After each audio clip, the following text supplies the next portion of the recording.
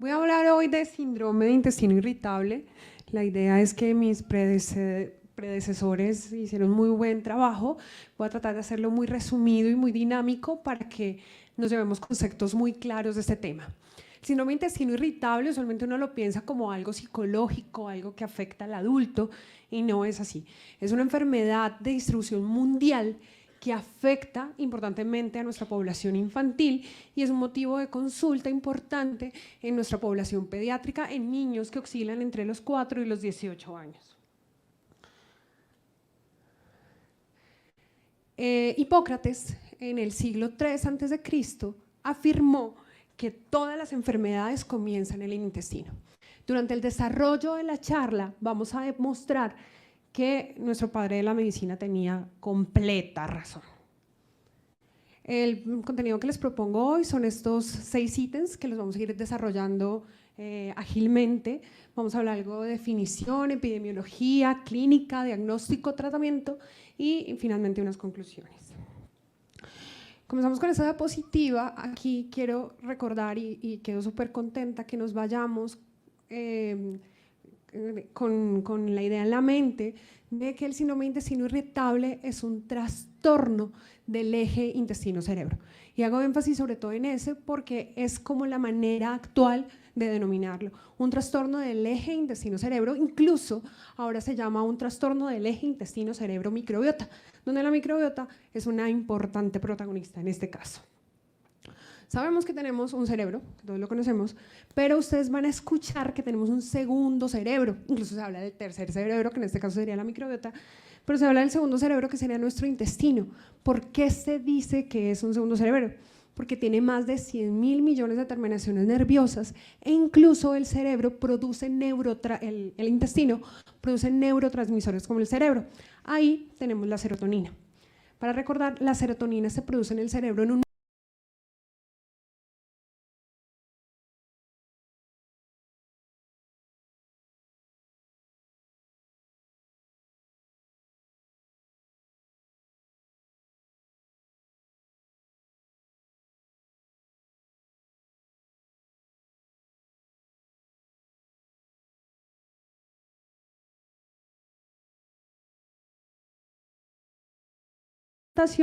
considerando lo contrario al orgánico. Para hablar de trastornos de intestino-cerebro, de trastornos del eje intestino-cerebro, tenemos que definirlo principalmente por los síntomas. ¿Por qué? Porque carecen de marcadores biológicos objetivos que nos permitan, pues obviamente, hacer esa aproximación diagnóstica. Sabemos también que nuestras emociones, nuestros sentimientos pueden generar influencia gastrointestinal en la producción, en la motilidad, en la regulación inmune y sobre todo en la permeabilidad de la mucosa. Para hablar de prevalencia, les traigo este estudio, es del doctor Velasco, probablemente muchos de nosotros lo conocemos. Este fue un estudio que se hizo en aras de evaluar la prevalencia del síndrome de intestino irritable en la población pediátrica comprendida entre los 4 y los 18. Un metaanálisis donde se incluyeron 14 estudios para un total de 17.427 participantes. Se hizo un cuestionario sobre los síntomas gastrointestinales pediátricos y se determinó la prevalencia. Se incluyeron 3 estudios de Europa, 2 estudios de América del Norte y 9 estudios de América Latina. Y se evidenció que había una prevalencia del síndrome de intestino irritable del 23% a nivel mundial. Y separados por continente, América del 23.67% y Europa del 20.06%. Esta diapositiva me gusta mucho porque recordar que todos los trastornos del eje intestino-cerebro tienen algo en común: cambios en las uniones y en la permeabilidad intestinal. Entonces, ¿qué pasa? Tenemos una predisposición genética y factores ambientales que nos van a ayudar a tener, pues obviamente esto, no tiene intestino irritable el que quiere, sino el que puede. El que puede, ¿por qué? Porque tiene una predisposición genética y la suma de varios factores. Alteraciones en el sistema nervioso central con activación por estrés, ansiedad, abuso, alteraciones en el intestino intestinal que van a generar aumento del riesgo de infección y que van a tener cambios en la unión y la permeabilidad intestinal que se van a caracterizar en el desarrollo de los síntomas de intestino irritable. 1 de cada 4 niños a nivel mundial pueden tener síndrome de intestino irritable. Por eso les digo que es bien importante que no lo pensemos, esto es de adultos, esto es de las mujeres que tienen trastornos psiquiátricos, que tienen su problema. No, esto lo pueden tener incluso nuestra población pediátrica. Están presentes en 1 de cada 4 niños y adolescentes, y estos trastornos del eje intestino-cerebro están principalmente estreñimiento funcional, dispepsia funcional y síndrome de intestino irritable. Entonces, ¿qué es el síndrome de intestino irritable? Forma parte de los trastornos de la interacción cerebro-intestino y se caracteriza por un dolor abdominal recurrente con alteración en la consistencia o en la frecuencia de las deposiciones. Escuchen bien, un dolor abdominal. Si el niño está constipado, es constipado. Si el niño tiene diarrea, tiene diarrea. Pero si a eso le sumamos que tiene dolor, ahí sí pensamos en un síndrome de intestino irritable. En cuanto a la epidemiología a nivel mundial, se sabe que puede tener una prevalencia entre el 6 y el 14% en niños y entre el 20 y el 35.5% en adolescentes, es decir, es un lindo número. La etiología es multifactorial, predisponen factores genéticos como el abuso infantil, el bullying, el sexual, lo que quieran, la ansiedad, el estrés, la depresión, hipersensibilidad alimentaria, todo lo que hablaban esta mañana mis predecesores de alergias alimentarias y demás pueden predisponerlo, la microbiota intestinal y los hábitos nutricionales. Vamos a hacer principalmente énfasis en microbiota intestinal y hábitos nutricionales. Me voy también contenta que de ahora en adelante no digamos la flora bacteriana, sino la microbiota o el microbioma, como para comenzar a darle un poquito de importancia. Esa diapositiva me encanta. Cuando la vi, me enamoré de ella y no se imagina lo que bregué para conseguirla. Esta nos resume todo lo que tiene que ver con la microbiota intestinal. Nos dice que tenemos más de 100.000 trillones de microorganismos en nuestro cuerpo, que si contáramos las estrellas de la Vía Láctea, superamos las estrellas de la Vía Láctea en el número de microbios que tenemos adentro. Un colega, un gastroenterólogo de adultos dice, yo ya no le digo a mi esposa, a mi cielo, sino mi microbioma, porque tienen muchísimos, ¿no? El 95% del microbiota está en el tracto gastrointestinal. No sé quién se puso pues a medirlo, pero dicen que si lo alineáramos el microbioma derechito todo, le podríamos dar 2.5 veces la vuelta al mundo con el número de microbiomas que tenemos. Cada uno de nosotros tenemos un microbioma particular. Mi microbioma no es el mismo de Diana, no es el mismo del doctor Vera. Cada uno tiene un microbioma especial, así como la huella digital. Es único y es nuestro. Y haciendo énfasis a lo que nos decía el padre de la medicina, el 90% de las enfermedades está relacionado con este microbioma intestinal. ¿Por qué es tan importante? Porque tiene un montón de funciones. ¿Qué hace el microbioma? Nos ayudan en la regulación de las funciones del sistema nervioso central, nos ayudan en la producción de células proinflamatorias que nos pueden dar dolor o no, nos ayuda con la digestión de algunos alimentos, nos ayuda con la modulación de la resistencia a patógenos, nos ayuda a proteger de las lesiones mucosas, de las lesiones epiteliales, nos ayuda en el procesamiento de la médula ósea, nos ayuda en la reabsorción y almacenamiento de la grasa, nos ayuda, promueve la angiogénesis, promueve la biosíntesis de vitaminas y aminoácidos, nos ayuda en el sistema inmune y nos ayuda en el metabolismo de muchos medicamentos. Como les decía, hacemos énfasis en microbiota y hacemos énfasis en hábitos nutricionales.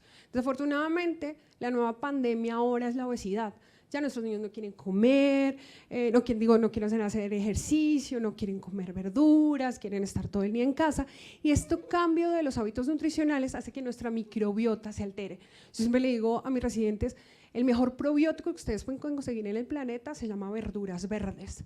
Entonces, desafortunadamente, no es algo palativamente agradable ya para nuestra población infantil. Casi no gustan de comer verduras. Hay aumento de la comida fuera de casa. Los estudios muestran que nuestros niños están comiendo más del 35% fuera de casa. Entonces, la comida del restaurante, la comida que genera todo este tipo de problemas. aumento en el consumo de fructosa, aumento en el consumo de mecato, los niños están mecateando mucho, comiendo snack, comiendo cosas de esas, comiendo carbohidratos procesados y aumento de los consumos de los jugos artificiales. Para hablar de síndrome de intestino irritable tenemos que retomar todo lo que tiene que ver con los criterios Roma. Recordar que en pediatría tenemos hasta el momento 3 criterios Roma, en adultos sí tenemos los 4 criterios Roma, que serían los que salieron en mayo del 2016, que son los que están vigentes, que definen el síndrome de intestino irritable como un dolor abdominal al menos 4 días al mes asociado a alguna de las siguientes cosas, que son relacionado con la defecación, asociado a un cambio en la frecuencia de las deposiciones y asociado a un cambio en la forma de las deposiciones. Existen, igual que en adultos, 4 subtipos de intestino irritable, que son síndrome de intestino irritable con estreñimiento, síndrome de intestino irritable con diarrea, síndrome de intestino irritable mixto o alternante y síndrome de intestino irritable indefinido o inclasificable. ¿Cómo lo diagnosticamos clínicamente? El síndrome de intestino irritable con diarrea es el que tiene más del 25% de las deposiciones del niño tiene diarrea y menos de este 25% de las deposiciones son Bristol 1 o 2. Síndrome de intestino irritable con estreñimiento, más del 25% de sus deposiciones son Bristol 1 y 2 y menos de ese 25% de sus deposiciones son 6 o 7. El alternante, más del 25% 1 o 2 y más del 25% 6 o 7. La sintomatología, clara, dolor abdominal, estreñimiento, constipación, intolerancia o hipersensibilidad alimentaria, estrés, el bloating o lo que llaman esa hinchazón, esa sensación de distensión abdominal, como esa sensación de estar lleno de gases todo el tiempo, náuseas y en algunas ocasiones moco en la materia fecal. El diagnóstico diferencial lo hacemos principalmente con estreñimiento funcional, enfermedad celíaca, mala absorción a carbohidratos y pues obviamente enfermedad inflamatoria intestinal. Vamos a hablar entonces del manejo. El principal objetivo del manejo es obviamente tratar los síntomas. Vamos a tratar cada cosa como tal. Si tiene estreñimiento, vamos a tratarle el estreñimiento y vamos a hacer énfasis en el dolor. Entonces el manejo va a incluir estos 6 ítems que serían alimentación y estilo de vida, probióticos, medicamentos, terapia conductual y el neuroestimulador eléctrico. En cuanto a alimentación, existen una cantidad de dietas, que entonces que la dieta mediterránea, que vamos a darle una dieta y otra. Desafortunadamente no hay evidencia suficiente para recomendar una u otra en niños.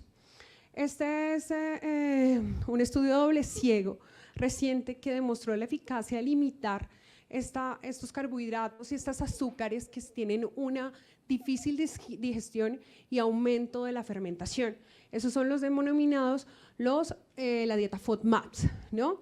Y se sabe que no es recomendada, pues como el chulo, esta la tenemos que recomendar, niños con síndrome de intestino irritable vamos a dejarle dieta FODMAP, pero sí en pacientes seleccionados, bajo un seguimiento por nutricionista experto, puede ser una muy buena opción de manejo para estos pacientes. La terapia cognitivo-conductual, que ya mis colegas hablaron de eso, se trata de una terapia donde vamos a intentar que el paciente maneje mejor sus situaciones de estrés en la vida.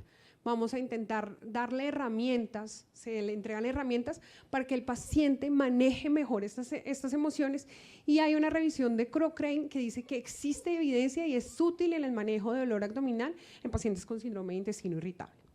En cuanto a los medicamentos se van a basar entonces en esta alteración o en este eje cerebro-intestino-microbiota, nuestros 3 cerebros. Entonces tenemos que actuar en estos 3 cerebros. Entonces tenemos como opción rifaximina, que es un antibiótico de amplio espectro que tiene una absorción casi nula a nivel sistémico y que ha dado un muy buen rédito terapéutico en los pacientes con síndrome de intestino irritable asociado pues con el sobrecrecimiento. Dosis de 600 miligramos día es efectivo y seguro para utilizar en nuestra población pediatra. Tenemos la ciproctadina. Este es un antagonista de la serotonina y es una opción muy buena también en el tratamiento del síndrome de intestino irritable. Se usa a dosis de 0,14 miligramos kilogramo día durante 2 semanas y hay varios estudios que demuestran que es útil y que puede resolver el dolor incluso en el 86% de los pacientes. Medicamentos antiespasmónicos, nuestra conocida trimebutina, que es un antimuscarínico y antagonista opioide, se demostró en un estudio que involucró 345 pacientes que a dosis de 3 miligramos kilogramo día, 3 dosis diarias durante 3 semanas, era efectivo y mostraba una mejoría del 95% de los pacientes que habían recibido este medicamento. La meverina, que es un antiespasmódico que también se usa desde la década de 1960, desde hace bastante tiempo, demostró también ser eficaz para el tratamiento del síndrome de intestino irritable y usualmente se utiliza a dosis de 135 miligramos 2 veces al día por 4 semanas y demostró también eficacia. Ahora, actualmente en nuestro país tenemos la opción de tener el aceite de menta. Era un medicamento que se utilizaba sobre todo en población adulta, en Estados Unidos, en Europa se utiliza desde hace mucho tiempo. Actualmente llegó a nuestro país y es una muy buena opción. Hay 3 estudios, 3 ensayos controlados con placebo en población pediátrica que demuestran que a dosis de 187 miligramos 3 veces al día en niños mayores de 30 kilos por 2 a 4 semanas mejoran bastante la sintomatología. Se sabe que el componente que tiene el aceite de menta, que es el mentol, va a reducir los espasmos y el dolor intestinal, o en este caso el dolor abdominal en los niños, pero guarda, tenemos que tener cuidado de no usarlo en pacientes con reflujo gastroesofágico porque les va a empeorar la sintomatología, van a quedar repitiendo todo el día mentol y con sensación súper molesta, y en los pacientes que tienen hernia hiatal.